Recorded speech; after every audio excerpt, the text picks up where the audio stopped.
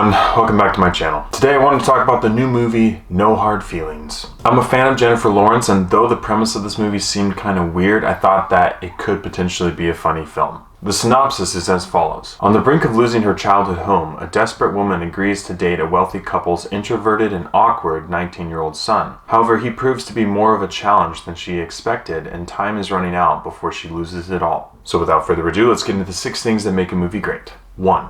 The plot. Upon this movie's open, Maddie is having her car repoed. She's on the verge of losing all hope when she happens to see a Craigslist ad that says, hey, we're looking for a young to mid-20s gal to date our 19-year-old son, get him out of his shell, and we'll give you a car if you do that. Here's the only problem. Maddie is 32, but she really needs the car so she can save her childhood home, so she decides to go for it anyway, and the result of that is a very, very awkward and pretty disgusting movie. So basically the plot of this movie turned into a bunch of weird, awkward interactions between this 32-year-old and this 19-year-old with her trying to have sex with him. And by the end of the film, you're kind of just like, what in the world was that? Why was it made? And what kind of resolution is this at the end of the movie? It just feels disgusting, as it rightly should. But in a nutshell, why this movie felt so weird, I think boils down to this. There were multiple opportunities in this film for Maddie to take on the mentor slash encourager slash big sister role, but instead of transitioning into that kind of film, they doubled down in making this a legitimate relationship between a 32-year-old and a 19-year-old. Had there been a couple awkward sequences at the beginning, it could have been funny. But for there to be no transition out of the this is not okay into this is why this was happening, let's see if it can benefit each other,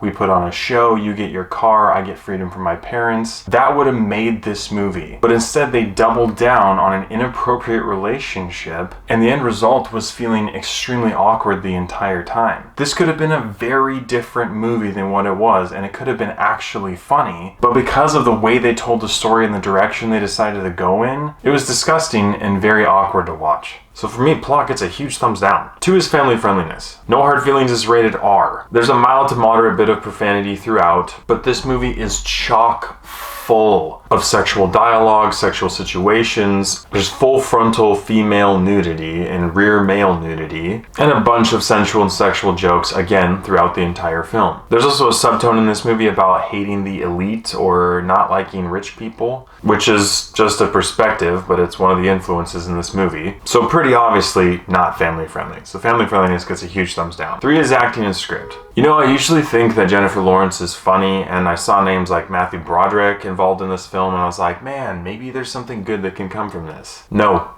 there was not. A lot of the acting in this movie just seemed really uninspired, and to be honest, it was hard to look past how awkward a lot of the interactions were. And that has a lot to do with the script of this movie. This movie tried so hard to be funny, and it was absolutely not. It also thought that it could do something redeemable with a 32-year-old sexually pursuing a 19-year-old. And I can't even begin to tell you how messed up that is, because it wasn't funny, and they didn't treat it like it was some weird abstract joke. They treated it like it was a legitimate thing. So not only was that hard to look past, but the script was absolute garbage. So acting and script get a thumbs down. 4 is character development. In between scenes of Maddie viciously pursuing Percy to try to have sex with him and get her car, there is very, very mild character development. But for the most part, it's character progression. You find out some things about the backstories of these characters, but it's pretty inconsequential. The character arc that Percy and Maddie go on is not only pretty demented and disgusting, but the way it resolves at the end is like, okay, but what even is that?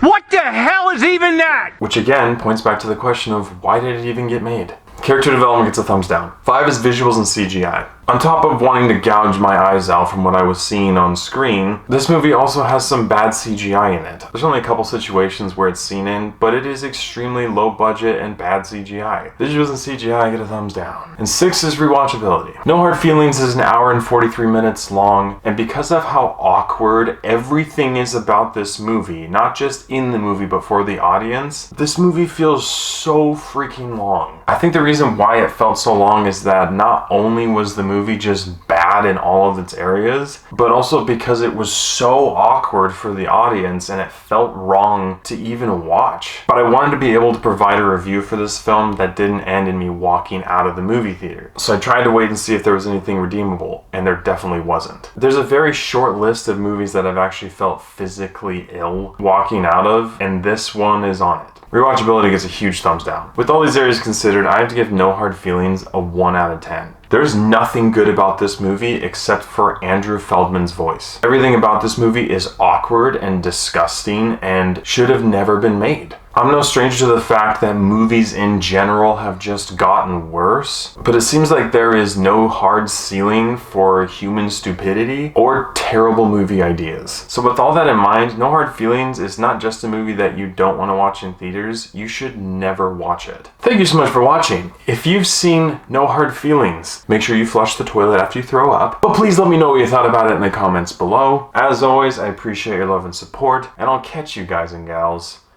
in the next one.